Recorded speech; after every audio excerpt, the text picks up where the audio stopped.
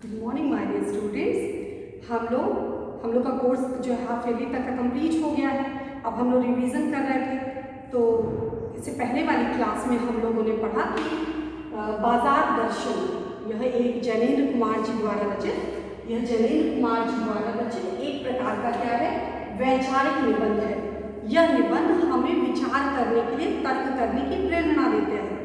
तो यह जो निबंध है वो बाजार के विषय में, दर्शन मतलब दृष्टिकोण। तो बाजार को देखने के लिए, इससे पहले इस लेसन को पढ़ने से पहले हमारा नजरिया क्या था, और अब बाजार को देखने के बाद अब हमारा नजरिया में किस प्रकार परिवर्तन हुआ है, इसके विषय में यह जो लेख है जैनेन्द्र कुमार जी द्वारा, इसको हम लोग पढ़ रहे थे। तो इससे पहले हम लोगों ने पढ़ा कि जो लेखक के मित्र होते हैं वो जाते हैं बाजार, ढेर सारा सामान लेकर के आते हैं और सारा दोष पत्नी के मध्य मढ़ देते हैं। तो इसी संदर्भ को लेखक ने कई रूपों में बताने का प्रयास किया। बताते हैं कि कुछ लोग संयमी भी होते हैं, ढेर सारा पैसा इकट्ठा करके रखते हैं, लेकिन उनको लगता है पैसे को, जब ढेर सारा पैसा अपने पास देखते हैं, माल असबाब देखते हैं, कोठी इत्यादि देखते हैं, तो उनका मन जो है क्या गदगद रहता है, हमेशा फूले नहीं समाता, उनको बहुत अच्छा लगता है। उनको लगता है कितना बड़ा मैंने जीवन में उपलब्धि प्राप्त कर ली। तो ये इसी में वो खुश रहते हैं। उनका संयम इसी के ढेर सारा हमारे पास इकट्ठा रहे और वो खर्च ना करें। तो आइए हम इसके बाद वाला जो है उसके बाद वाला जो गद्य खंड है उसके विषय में हम लोग अध्ययन करते हैं। तो चूंकि अभी लाइव क्लास तो चल नहीं रही है, तो हम लोग वीडियो के माध्यम से ही पढ़ने का प्रयास करेंगे। मैंने कहा यह इतना सामान ले आए। लेखक ने बताया कि ठीक है, पत्नी की बात है, पैसे की बात है, सब सही, लेकिन तुम इतना ढेर सारा सामान लेकर के यहाँ आ गए। मित्र ने सामने मनी बैग फैला दिया। मित्र ने क्या, पैसे का जो बटुआ था, बटुआ खोल करके दिखा दिया कि देखो देखो मेरा सारा पैसा क्या हो गया, समाप्त हो गया। यह देखिए सब उड़ गया, अब जो रेल टिकट के लिए भी बचा हो। अंत में बहुत ही अफसोस जताते हुए जो लेखक का मित्र था, वो बड़े ही अफसोस के साथ बटुआ सामने फैला करके लेखक के सामने अपना जो है कष्ट प्रकट करते हुए कहा कि देखो, बड़े मुश्किल से अगर रेल के टिकट के 2-4 पैसे बचे हो तो बचे हो, अदरवाइज मेरे पास थोड़े भी पैसे नहीं बचे हैं। मैंने तब तय माना कि और पैसे होता तो और सामान आता। लेखक कहते हैं कि ऐसा नहीं है कि अभी जितना सामान आया अब इतने में ही सब पूरा हो गया, नहीं। अगर लेखक ने कहा, लेखक में बताते अगर उनके पास और भी पैसे होते तो वह जो लेखक के जो मित्र हैं वो तो एक एग्जाम्पल है। एग्जाम्पल मतलब समाज में ऐसे अनगिनत लोग हैं, हम भी हो सकते हैं, आप भी हो सकते हैं, ऐसे अनगिनत लोग हैं जो समाज में मार्केट में जाते हैं, बाजार में जाते हैं और बाजार का शिकार होकर के आते हैं। तो लेखक का जो मित्र है वो एक प्रकार का एग्जाम्पल है कि समाज में इस प्रकार के भी लोग जो है वो होते हैं। तो क्या कहते हैं कि जो थोड़ा बहुत पैसा बचा हो रेल टिकट के लिए, तो लेखक बताते हैं कि अगर शायद इनके पास में भी हो सकता है, इनके पास और पैसा होता तो वो भी वो खर्च करके आते। तो जो सामान लाए हैं तो क्या उनकी आवश्यकता के हिसाब से है, क्या इनकी आवश्यकता इतने में तृप्त हो गई, और चाहिए कि उनकी तृष्णा जो होती है क्या समाप्त हो गई। तो लेखक कहते नहीं, अगर और रहा होता तो ये और खर्च करके आए रहते। वह सामान जरूरत की तरफ देखकर नहीं आया, अपनी परचेजिंग पावर के अनुमान से आया होगा। लेकिन बताते कि जो उन्होंने क्रय करते समय उन्होंने ये नहीं सोचा कि मतलब कि ये चीजें हमारे लिए आवश्यक है या नहीं, इसकी रिक्वायर्ड है कि नहीं, ये हमारे जीवन में हेल्पफुल होगी या नहीं, कोई मतलब नहीं। सिर्फ जितना पैसा था, क्रय शक्ति थी, परचेजिंग पावर, इस शब्द का जो है बहुत ही गहरा मतलब है, इसका बहुत ही गूढ़ अर्थ है, इसको समझने का प्रयास करिए। लेखक कहते हैं क्या कि जो भी सामान आया वो परचेजिंग पावर को देख करके आया, परचेजिंग पावर, जितना पैसे की शक्ति थी उसको देख करके यहाँ पर आया। और लेकिन ठहरिए, इस सिलसिले में एक और भी महत्वपूर्ण तत्व है। पत्नी को बताया कि पत्नी की वजह से सारा सामान लाए। दूसरा महत्व क्या है, परचेजिंग पावर यानी क्रय शक्ति, जितना पैसा उतना उड़ाना है। तो दूसरा महत्व, अब वो कहते हैं कि केवल यही तो, इस सारी जो बातें हमारे सामने आ रही हैं, इनके जिम्मेदार केवल 2 ही तत्व नहीं, और भी तत्व है, और भी तत्व। इसके कारण जो कोई भी कार्य होता है उसमें कई कारण होते हैं, तो एक कारण और भी कारण है, उसमें एक और है क्या, लेकिन ठहरिए, ऐसा ऐसा मत सोचे बस यही दो कारक जिम्मेदार है, एक पत्नी और एक दूसरा जो है मनी बैग, ऐसा नहीं है। और एक और महत्व का तत्व है, वह क्या, जिसे नहीं भूलना चाहिए। लेकिन एक बात और ध्यान दीजिए, एक चीज और है जो बहुत आकर्षक है, जो अपने रूप जाल में लोगों को फंसाता है, वह क्या, कि उसका भी इस कर्तव्य में बहुत कुछ हाथ है। और वह जो है जादूगर या जादूगरनी जो है, वो लोगों को जो अपनी तरफ खींचती है, तो उसका खींचता है, उसका योगदान बहुत है, उसको हल्के में मत लीजिएगा जनाब, उसका योगदान बहुत है। वह महत्व है क्या, हमारे बाजार दर्शन। तो इसमें बाजार का जो है बहुत बड़ा योगदान है। अगर बाजार, जिस उद्देश्य के लिए बाजार का निर्माण हुआ है, उस उद्देश्य को पूर्ति करने में बाजार अगर सक्षम है तब तो कोई प्रॉब्लम नहीं। लेकिन बाजार किस तरह लोगों को जो है अपनी ओर आकर्षित करता है, इसके एग्जाम्पल को आपको समझना पड़ेगा। तो पहला दोष पत्नी के मत्थे मढ़ा, दूसरा दोष बताया कि मनी बैग के बारे में बताया कि क्रय शक्ति, जितनी क्रय शक्ति होती उतनी परचेजिंग होती। तीसरा महत्वपूर्ण विषय है क्या, कि जो है बाजार, सबसे महत्वपूर्ण विषय बताया बाजार। मैंने कहा यह इतना कुछ नाहक ले आए, नाहक मतलब इसका कोई मतलब नहीं था, अनावश्यक रूप से तुमने इतना ढेर सारा सामान क्रय कर दिया, और इतना कोई जरूरी नहीं है। कुछ कुछ चीजें जो इसमें दिख रही है वो बेफिजूल की हैं। जैसे तो मार्केट में जाओ तो एक के ऊपर एक फ्री मिलता है, दो लोगे तो एक और फ्री, 3 फ्री। तो ऐसे क्या है, ऐसे हम लालच में पड़ करके लोग और ज्यादा जो है लेने लगते हैं। और उस समय क्या लगता है, हर चीजें बहुत जरूरी है, और इससे जो है ये चीज हमको बहुत चाहिए। मित्र बोले कुछ न पूछो। मित्र ने कहा कुछ पूछने की आवश्यकता नहीं है। बाजार है कि शैतान का जाल, ऐसा सजा कर माल रखते हैं कि बेहिया ही हो जो न फंसे। लेखक के मित्र ने अपने हृदय की वेदना लेखक के समक्ष खोल करके रख दी, हृदय की भावना जो थी वो अपने मित्र के समक्ष प्रस्तुत की। कहा कि बाजार में गया कि जब आप जाओ तो कितना भी सोच करके जाओ कि हमको ये सामान लेना है। अगर आप दृढ़ नहीं हो तो ये बाजार इतना सज धज के तैयार रहता है, इतना सज धज के रहता है कि कोई बेहिया ही होगा जो इसके आकर्षण में नहीं फंसेगा। हर व्यक्ति इसके आकर्षण में आकर के फंस जाएगा, इतना अच्छे से सजा करके रखते हैं। आप कभी सब्जी के ठेले पे जाओ, देखो टमाटर को कैसे चुनिंदा सजा करके रखते हैं। जो सड़ा टमाटर नीचे होगा, जो अच्छा टमाटर, उसको कितने अच्छे तरह डिजाइन में। मॉल में जाओ तो जैसे लगता है सब फ्रेश सामान जो है मार्केट में आए हैं। और जो इसको इतना सजा कर उसको इस तरह से आकर्षण रूप में दिखा करके, आकर्षक रूप बना के कहते हैं कि हर व्यक्ति ना चाहते भी आपको उस माया जाल में फंसना निश्चित है। तो पहला पत्नी का दोष दिया। दूसरा बताया कि दोष मतलब हमारे सामने एक तर्क प्रस्तुत किया, हमारे सामने एक प्रकार का विचार रखा कि ऐसे भी लोग होते हैं जो सारा दोष पत्नी के मत्थे जोड़ दे। दूसरा, ऐसे भी लोग होते हैं पैसे की क्रय शक्ति को अनावश्यक इसका इस्तेमाल करते हैं। तीसरे, जो चाह कर भी ना चाह कर भी बाजार के रूप जाल में फंस जाते हैं। तो 3 प्रकार के व्यक्ति के विषय में अभी तक लेखक ने बताया। नेक्स्ट, मैंने मन में कहा, लेखक ने कहा मैंने मित्र से नहीं कहा लेकिन अपने मन में कहा, ठीक है बाजार आमंत्रित करता है, ठीक है मैं तुम्हारी बात से इत्तेफाक रखता हूँ, मैं तुम्हारी बात से समर्थन करता हूँ, मैं तुम्हारी बात को पूरी तरह से मानता हूँ कि हाँ बाजार है, बाजार आमंत्रित करता है कि आओ जितना सामान ले जाना चाहो उतना सामान आकर के ले जाओ। बाजार क्या कहते हैं, आओ मुझे लूटो और लूटो। बाजार जो है इतना सुंदर सजा के रखा है और बाजार निमंत्रण देता, आमंत्रण देता, आइए जितना सामान जो चाहते हैं उतना ले जाइए, जितना आपके पास पैसा है उतना आप खरीदारी करिए, कोई रोकने टोकने वाला नहीं है। मैं आपके लिए ही इस तरह से सज सवज करके आज तैयार हूँ। सब भूल जाओ, बाजार क्या कहता है, सब भूल जाओ। ये कहता नहीं है, क्या है यह शब्द वो अपने सौंदर्य जाल के रूप जाल के द्वारा प्रदर्शित करता है। मुझे देखो, मेरा रूप और किसके लिए है। बाजार कहता है कि मैं किसके लिए इतना सज सवर के इतने अच्छे ढंग से बनाऊं। अगर क्या बड़ा सा लिखा होता है कि हमारे ग्राहक ही हमारे भगवान है, तो भगवान के लिए इतना सज सवर के बाजार तैयार है और भगवान दर्शन के लिए ही ना है, तो फिर बाजार के सौंदर्य किस काम का, तो वो सौंदर्य किसी काम का नहीं होगा। तो बाजार क्या कहते हैं, आइए मैं आपका इंतजार कर रहा हूँ, मैं तुम्हारे लिए ही तो हूँ। बाजार बुलाता है कि आइए मैं आपके लिए भी तो तैयार बैठा हूँ। नहीं कुछ चाहते हो तो भी देखने में क्या है।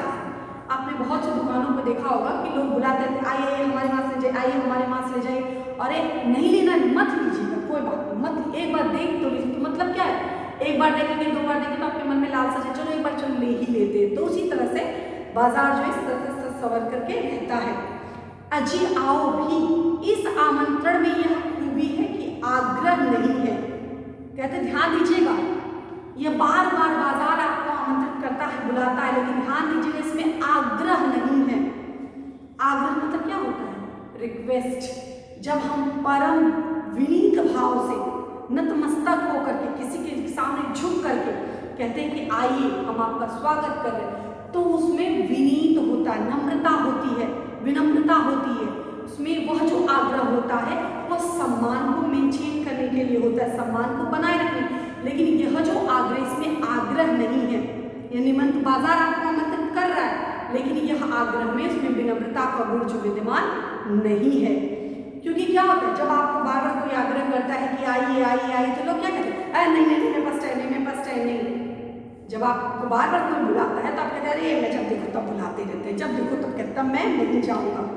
और क्या होता है, आग्रह जो होता है वो तिरस्कार जगह। जब कोई व्यक्ति आपको बहुत ज़्यादा प्रेम करेगा, बहुत ज़्यादा मानेगा, बहुत ज़्यादा आपको सम्मान देगा, तो लोग उसके सम्मान का जो है उपेक्षा करते हैं, उसके सम्मान को महत्व नहीं देते। तो उसी तरह जो दुकान से धस के तैयार रहते हैं और उसमें जो कस्टमर को बुलाते रहते हैं लोग, जो वहाँ का जो बेचने वाला होता है, बेचक जो होता है, वो बार बार आपको बुलाता है, तो लोग कहते हैं नहीं नहीं हमको नहीं लेना, नहीं लेना। तो लेकिन ऊंचे बाजार का आमंत्रण मूक होता है। लेकिन ध्यान दीजिएगा, जो मॉल हो गए, जो ऐसे जो सजा सवार के बने हुए हैं, ऐसे मॉल, सौंदर्य प्रसाधन केंद्र, जो बुलाते नहीं है किसी भी कस्टमर को, कोई कभी नहीं बुलाते। बस अगर बहुत होता है तो एक दो लुभावने प्रलोभन इत्यादि दे सकते हैं कि इस समय ये अमेजोन पे ग्रैंड सेल लगी हुई है, फला पे सेल लगी है, फला मॉल में 50% ऑफ है। इस तरह की जो सेल लगते हैं वो अलग बात है। तो क्या कहते हैं कि लेकिन ऊंचे बाजार का जो निमंत्रण होता है वो मूक होता है, उसमें बोलना नहीं रहता है और उससे चाह जगती है। क्या होता है कि जब आपको कोई कहीं नहीं बुलाता है तो हम मन में बार बार भावना होती है, चलो एक बार जाके देखते हैं कि वहाँ पे क्या होता है, नहीं लेना है कम से कम एक बार देख ले। ध्यान दीजिएगा, एक वह बेचारा वो बेचारा छोटी सी दुकान पे लगाया हुआ, जो है रेडी पे लगाया हुआ, जो एक छोटी सी दुकान लेकर के लगाया, बुला रहा है, आइए हमारे पास देख लीजिए, नहीं लेना एक बार देख तो लीजिए। हम कहते नहीं नहीं हमको नहीं लेना, हमको नहीं आ रहा है, कौन लेगा ठेले पर, हम नहीं लेंगे। वह जो बड़ी बड़ी दुकान में सजा कर रखा है, लगाया है, जब आप वहाँ जाते हैं तो आपको ठीक सीधे मुँह से कोई बात भी नहीं करता, लेकिन क्या मन में जब कोई आपको नहीं बुलाता तो हमें भाव जगता है कि चलो एक बार जा करके देखते हैं। कभी आप खुद से इस चीज़ को विचार करिएगा कि ऐसा होता है कि नहीं। तो ऐसे ऊंचे स्थान पर बने हुए हैं, ऊंचे बाजार का आमंत्रण मूक मतलब साइलेंट, कोई कभी बुलावा नहीं, कोई आमंत्रण निमंत्रण कुछ नहीं, कभी नहीं बुलावा होता है। और उससे चाह जगती है, और उसमें लग क्या होता है, लोगों के अंदर भावना आती है चलो एक बार जा करके देखते हैं। लोगों का सपना होता है कि जब मैं खूब कमाऊंगा तो मॉल में जाकर शॉपिंग करूंगा, मेरे पास खूब पैसे होंगे तो यहाँ घूमूंगा, ये खरीदूंगा, वो खरीदूंगा। तो वो क्या है, लोगों के अंदर चाह भावना जगती है। जो चीज़ से मना किया जाए, इसलिए कभी किसी को कोई चीज़ स्टॉप करने के लिए नहीं बोले, बस सिखा देना चाहिए चीज़ें गलत है ये सही है। जो चीज़ अगर आप बोल देंगे स्टॉप करो तो वो व्यक्ति और ज़्यादा करने के लिए कोशिश करेगा। तो क्या कहते हैं कि यह जो होता है वो चाह जगाती है। चाह मतलब अभाव, चाह का मतलब क्या कि आप और चाहिए मतलब कि ये सारे संसाधन, ये सारी वस्तुएं आपके पास नहीं है। चौक बाजार में खड़ा होकर आदमी को लगने लगता है कि उसके पास काफी नहीं है, और चाहिए। मेरे यहाँ इतना परिमित मतलब सीमित, थोड़ा, मेरे वहाँ इतना परिमित है और यहाँ कितना अतुलित है। ओह, कहते हैं कि जब बाजार निमंत्रण नहीं देता है तो मनुष्य बार बार उसकी ओर आकर्षित होता है, उस मोह जाल में फंसता है और बार बार वहाँ जाने की चेष्टा करता है। और जब चीज़ों को देखता है, संसाधनों को, वस्तुओं को देखता है, तो उसको लगता है कि मेरे पास तो बहुत कम है, बहुत मुझे और चाहिए, और समाज में इतना, दुनिया में मतलब बाजार में इतना कुछ भरा पड़ा है और मेरे पास तो कितने सीमित संसाधन है। और इसी माया जाल में उलझ करके रह जाता है, अपनी जरूरतों के संसाधनों को वो दरकिनार करके वो और चाहिए की लालसा में दिन रात अथक प्रयत्न करता है। अपना पूरा जो बैग होता देता है, मनी जो है पूरा इसी तरह से बाजार पर लुटा देता है और अंत में उसको रियलाइज होता है कि अरे ये क्या, जो मैं सामान लेकर के आया वो मेरी आवश्यकताओं में पूर्ति नहीं बल्कि आवश्यकताओं में क्या करते हैं, खलल डालते हैं। तो ये पैराग्राफ यहाँ तक हो गया। कोई अपने को न जाने तो बाजार का यह चौक उसे कामना से विकल बना छोड़े। कहते हैं अगर कोई व्यक्ति का अपने इंद्रियों में संयम नहीं है, अगर कोई व्यक्ति अपने इंद्रियों पे कंट्रोल नहीं कर पाए तो क्या करेगा, यह बाजार उसको पागल बना करके छोड़ेगा। और पागल में क्या, पूरी तरह से पागल। जो ले आया उससे उसको खुशी नहीं, जो नहीं, जो छोड़ के आया उससे उसको दुख है कि अरे मेरा वो बहुत अच्छा सूट था, मेरा बहुत अच्छा कपड़ा था, मेरा बहुत अच्छा सैंडल था, जूता था, मैं उसको छोड़ा है। पूरा टाइम उसके दिमाग में वही गोल गोल सपने में भी वही जूते आते रहेंगे। तो क्या है, असंतोष, तृष्णा और ईर्ष्या से घायल कर मनुष्य को सदा के लिए बेकार बना डालता है। और यही जो भावना होती है कि मेरे पास नहीं है, मेरे पास असीमित है, यही असंतोष की भावना व्यक्ति को पागल बना देती है, मनोरुग्ण अवस्था में पहुंचा देती है, व्यक्ति को डिप्रेशन में ला देती है कि उसके मन में उसको आस पास पड़ोसियों के बीच में जब एक दोस्त खरीद करके मोबाइल फोन या गाड़ी लेकर के आता है तो बड़े चाव से ऐड लेके जाता है। तो क्या है, उस भावना को देखकर जो उसका दोस्त होता है उसके मन में भावना जगती है, देखो इसके पास पैसा है। और कई लोग तो यहाँ तक कि अपने माता पिता को भी तिरस्कृत करने लगे, क्या मुझे मेरा इतना बुरा दिन था कि मैं ऐसे माता पिता के घर में जन्म लिया। तो ये सारी बातें होती रहती है। अभी लेखक और एक मित्र के विषय में बताते हैं, क्या कहते हैं, एक और मित्र की बात है। यह दोपहर के पहले गए थे बाजार से कहीं सामान, शाम को वापस आए तो खाली हाथ। मैंने पूछा कहाँ रहे, बोले बाजार देखते रहे। मैंने कहा बाजार का देखते क्या रहे, मतलब बाजार गए तो देख क्या रहे थे। बोले क्यों बाजार, तब मैंने कहा लाए तो कुछ नहीं। बोले हाँ, पर यह समझना आता था कि न लूं तो क्या। ध्यान दीजिएगा, न लूं तो क्या मतलब लेखक के मित्र का हर वस्तु को लेने का मन कर रहा था। लेखक का जो दूसरा मित्र था उसको मन कर, बाजार गया कुछ लेकर के नहीं, लेखक सरप्राइज कह रहे क्या वो इतना सामान लाया तुम कुछ नहीं लाए। तो वो बताता है क्यों इसलिए नहीं लाया कि ना लेने के मन में था कि जो सामान मन में था इसको भी ले लूं, तो लगता था इसको लूंगा तो ये छूट जाएगा, इसको लूंगा तो वो छूट जाएगा। तो इसी तरह से लेखक का जो मित्र था पूरी तरह से कंफ्यूज रहा। सभी कुछ तो लेने को जी होता है, मन करता है हर सामान जो है ले लूं। कुछ लेने का मतलब था शेष सब कुछ छोड़ देना, और पर मैं कुछ भी छोड़ना नहीं चाहता था, इससे मैं कुछ भी नहीं ले सका। मैंने कहा लेखक बताते हैं कि जो मेरा मित्र था, दूसरा वाला मित्र, उसने कहा कि मैं गया, सोचा बहुत सारी हर चीज़ को लेने का मेरा मन कर रहा था, और मैंने ये भी सोचा अगर इसको लूँगा तो ये छूटेगा, इसको लूँगा तो ये छूटेगा। तो इसलिए मैं डिसाइड ही नहीं कर पाया, निर्णय ही नहीं ले पाया कि मैं क्या लूँ। अंततः मैंने सब कुछ छोड़ करके, मैं सब कुछ वहीं छोड़ करके चला आया। इसका मतलब यहाँ भी जो लेखक का दूसरा वाला मित्र है उसके अंदर चाह है, उसके अंदर भी संतोष की भावना नहीं है, उसके अंदर भी कोई उसका लक्ष्य नहीं है कि क्या उसको चाहिए। वो दिशाहीन इसी तरह से भ्रमित है कि बायो लूँ, कॉमर्स लूँ कि मैथ्स लूँ, बायो लूँ, मैथ्स लूँ, कॉमर्स लूँ, हिंदी लूँ, फिजिकल लूँ, कंप्यूटर लूँ। उसको पता ही समझ में नहीं आ रही, ये लूँगा तो ये छूटेगा, ये लूँगा तो ये छूटेगा। ऐसे करते करते पूरा टाइम बीत जाता है, कुछ खरीद करके नहीं आता, पूरा समय व्यतीत करके वहाँ से चला आता है। पर मित्र की बात ठीक है, लेकिन फिर भी मुझे कुछ संतोष है इसकी बात का। मैं कहीं ना कहीं समर्थन करता हूँ, विचार करता हूँ इस बात पर क्या कि अगर ठीक पता नहीं है क्या चाहते हो तो सब और तुम्हें चाह घेर लेगी और तब परिणाम त्रास ही होगा, गति नहीं होगी, न कर्म होगा। लेखक बताते अगर तुमने पहले से आपने डिसाइड नहीं किया कि आपको क्या लेना है, तो क्या लेना है जीवन में, आपको क्या करना है, तो जो बाजार में आप जाएंगे तो आपको हर तरफ आकर्षण अपनी ओर खींचेगा और आपको कहीं भी आपका लक्ष्य नहीं मिलेगा, इधर उधर आप भ्रमित होते रहेंगे और इसका परिणाम हमेशा त्रास मतलब त्रासदी पूर्ण होगा, यानी हानिकारक होगा। इसका परिणाम आपको अच्छा नहीं मिलेगा। तो इसका परिणाम जो है आपको कहीं ना कहीं जो है ये एक तरह का दुखदायी परिणाम होगा। यहाँ तक आप लोग पढ़ लीजिए, नेक्स्ट डे हम जो है इसके आगे का जो हम अध्ययन करेंगे। आई होप आपको समझ में आया होगा। और इसमें बनने वाले बहुत से महत्वपूर्ण प्रश्न है कि लेखक के कितने मित्र के विषय में लेखक ने बताया, उन मित्रों के विषय में उन मित्रों की विशेषता बताइए। पहले मित्र जब गया तो वो उसने अपने जो परचेजिंग पावर का जो जितने सामान खरीदे उसका दोष किस पर लगाया और क्यों लगाया, तो उस पर गद्य खंड एक गद्य खंड से कम 10 प्रश्न बनते हैं। तो उस गद्य खंड को पढ़िए, उससे प्रश्न बनाइए, उसके उत्तर अपने शब्दों में लिखने का प्रयास करिए। धन्यवाद।